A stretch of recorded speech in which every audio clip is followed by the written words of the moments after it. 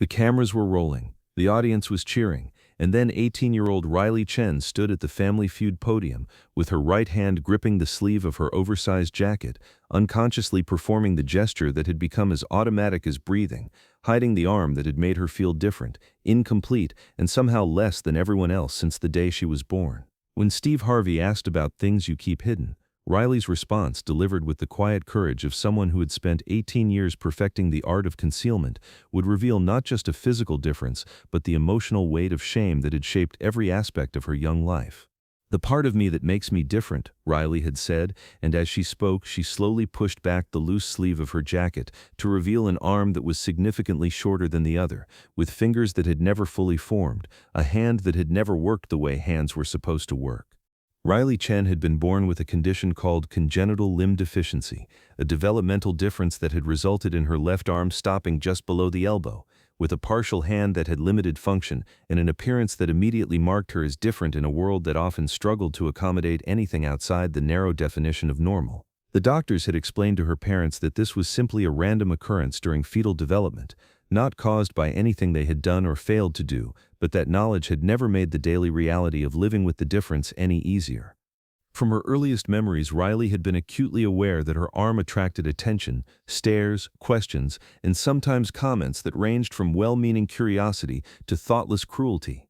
Children at playgrounds would point and whisper, adults would offer sympathetic looks that made Riley feel like an object of pity, and teenagers had sometimes made jokes that cut deeper than they probably realized. The cumulative effect of all these encounters had been to teach Riley that her arm was something to be ashamed of, something that made other people uncomfortable, something that needed to be hidden whenever possible. Riley's parents, David and Susan Chen, had tried everything to help their daughter feel confident and capable despite her physical difference. They had enrolled her in occupational therapy to maximize the function of her partial hand, had connected with other families dealing with limb differences, had emphasized her many talents and strengths rather than focusing on her limitations. But despite their love and support, Riley had internalized the message that different meant defective, that anything that made her stand out was something to be concealed. The development of Riley's artistic talent had been both a blessing and a source of additional frustration. She had always been drawn to visual arts, painting, drawing, sculpture, but had convinced herself that her physical difference would prevent her from pursuing art seriously. She had learned to draw and paint using her right hand exclusively, had developed techniques for holding brushes and pencils that worked around her limitation, but had never believed that she could compete with other artists who had full use of both hands. Riley's teachers had repeatedly encouraged her to apply to art schools, to showcase her work in competitions, to consider a career in the creative fields where she clearly had exceptional talent. But Riley had consistently declined these opportunities, convinced that admissions committees and judges would see her arm first and her artwork second, that she would always be the disabled artist rather than simply an artist who happened to have a physical difference. The shame Riley felt about her arm had extended far beyond artistic pursuits. She had avoided sports, swimming, any activity that might require her to remove the long sleeves and jackets that she used to conceal her difference. She had declined invitations to parties, dates, social events where she might be expected to dress in ways that would reveal her arm. She had chosen colleges based partly on climate, preferring places where long sleeves would seem natural year-round. The most painful part of Riley's experience wasn't the physical limitation itself, but the isolation that came from constantly hiding such a fundamental part of herself. She had close friends who had never seen her arm, family members who tiptoed around the subject, teachers who made assumptions about her capabilities based on their perception of her limitation. Riley felt like she was living two lives, the public life where she appeared normal, and the private life where she dealt with the daily challenges and emotional weight of being different. The application to Family Feud had been submitted by Riley's Aunt Margaret, who had noticed her niece's exceptional artistic talent and her persistent tendency to minimize her own abilities. Margaret had thought that appearing on a family show might help Riley gain confidence and feel celebrated for who she was, rather than defined by what she lacked. The family had agreed to participate partly because they hoped the experience might be a step toward Riley feeling more comfortable with herself. During the pre-show preparations, Riley had been nervous not just about being on television but about the possibility that cameras might capture her arm in ways that would expose her difference to millions of viewers. She had chosen her outfit carefully, a loose-fitting jacket with sleeves that extended well past her hands, allowing her to keep her arm concealed even while using the buzzer and participating in the game activities. The production team had been impressed by Riley's quiet intelligence and artistic sensibility, noticing that she often observed details that others missed and had insights about visual elements of the show that reflected her aesthetic training. They had no idea that this poised, thoughtful young woman was carrying such profound shame about a physical difference that actually made her more unique and interesting, not less. The game had been proceeding well. The Chen family was competing against the Martinez family from California, and both sides had been playing with enthusiasm and good humor. Riley's parents had provided solid answers about family life and current events, her younger brother had contributed knowledge about technology and pop culture, and her Aunt Margaret had shown her expertise in cooking and household management. Riley had been positioned at the end of the family podium, where she could participate when she felt comfortable while having easy access to her concealment strategies. Riley had been enjoying the experience more than she had expected, finding that Steve Harvey's warmth and humor created an atmosphere where she felt surprisingly relaxed and accepted. The family dynamic of the show had reminded her of holiday gatherings where she felt loved and valued for who she was rather than judged for how she looked. For brief periods, she had almost forgotten about her self-consciousness, simply enjoying the fun of family competition. But when it came time for the category Things You Keep Hidden, and it was Riley's turn at the buzzer, the question had struck directly at the heart of her deepest shame and most persistent source of anxiety. Steve Harvey had approached the podium with his usual warm energy, but something about Riley's hesitation and the way she was gripping her sleeve had made him pause and soften his approach. "All right, Riley," Steve had said gently. "Things you keep hidden. What comes to mind?" Riley had looked at her family, who were watching with encouraging expressions, then at Steve, who was waiting with patient attention. In that moment, surrounded by love and support, Riley had made a decision that terrified her, but that she somehow knew was necessary. "The part of me that makes me different," Riley had said quietly, and as she spoke, she had slowly pushed back the sleeve of her jacket to reveal the arm she had hidden from most of the world for 18 years. The studio had fallen into complete silence. Not the typical quiet of a game show pause, but the profound silence that comes when people realize they're witnessing something deeply personal and courageous. Steve had looked at Riley's arm, then back at her face, with an expression that showed no shock, no pity, no discomfort, only respect for her courage and interest in understanding her experience. "Riley," Steve had said gently, "how long have you been hiding this?" "My whole life," Riley had replied, her voice stronger now that the secret was out. "I was born this way, and I've spent 18 years thinking it made me less than everyone else, that it was something to be ashamed of." Steve had moved closer to Riley, his expression showing genuine care and concern. "Can you tell me why you felt you had to hide it?" Steve had asked. Riley had taken a deep breath, seeming to access courage she didn't know she possessed. "Because people stare," Riley had said. "Because they make assumptions about what I can and can't do.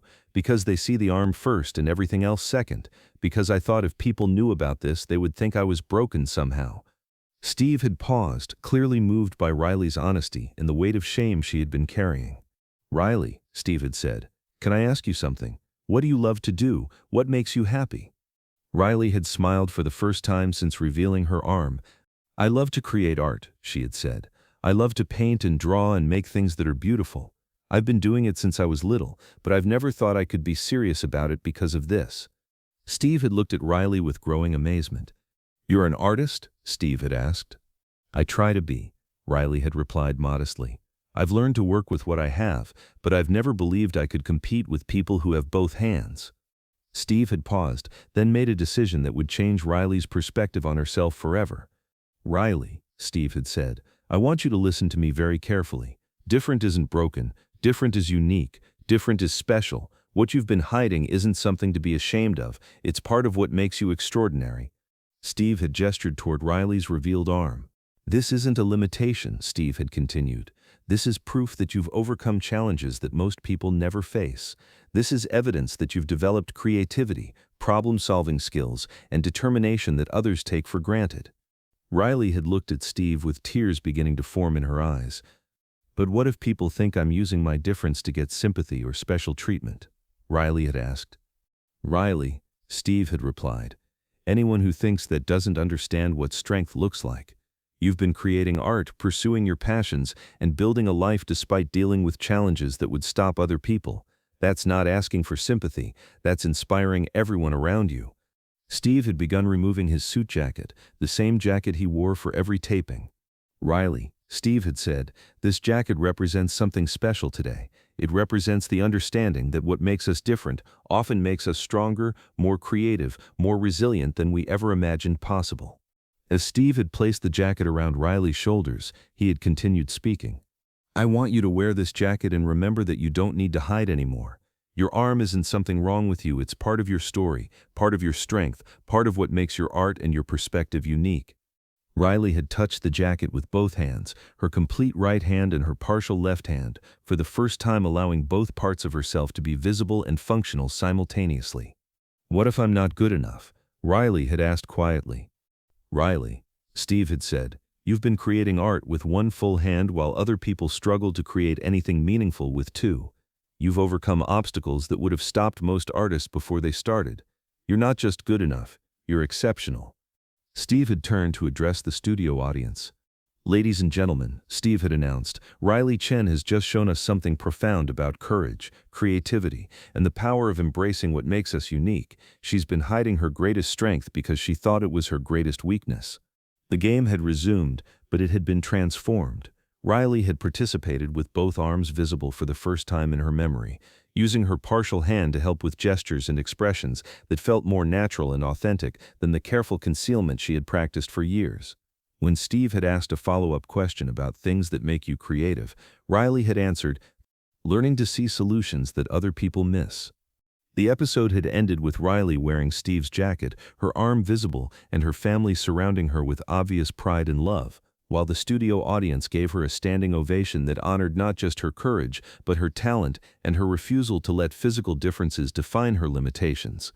After the cameras stopped rolling, Riley had spent time with Steve and members of the production team, sharing examples of her artwork and discussing her aspirations for art school and a creative career.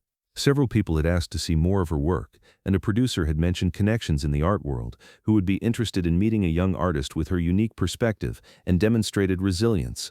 The episode aired 3 months later and became a powerful statement about body positivity, the beauty of physical differences, and the importance of not letting shame prevent people from pursuing their dreams.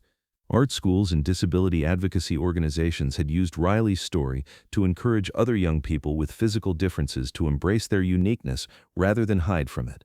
Riley had kept Steve's jacket as a symbol of the moment, when hiding became revealing, when shame transformed into pride, when difference became strength. More importantly, she had applied to art schools with a portfolio that included work created specifically to showcase her unique approach to artistic creation, her ability to solve creative problems that other artists never had to consider. The jacket that Steve had given Riley became a treasured possession, but its real value was in representing the moment when an 18-year-old woman stopped hiding her difference and started celebrating her uniqueness, when she learned that what made her different was exactly what made her art extraordinary. Because that's what courage looks like when it chooses authenticity over concealment. That's what creativity sounds like when it emerges from overcoming obstacles rather than avoiding them. And that's what happens when a young artist learns that her greatest perceived limitation might actually be her most powerful creative asset, that the arm she had hidden in shame was actually the source of perspectives and solutions that no one else could offer. Riley Chen had spent 18 years hiding her arm, but on that day at Family Feud she discovered that her difference wasn't something to conceal, it was something to celebrate, to honor, and to use as the foundation for art that could only come from someone who had learned to create beauty despite and because of the challenges that made her irreplaceably unique.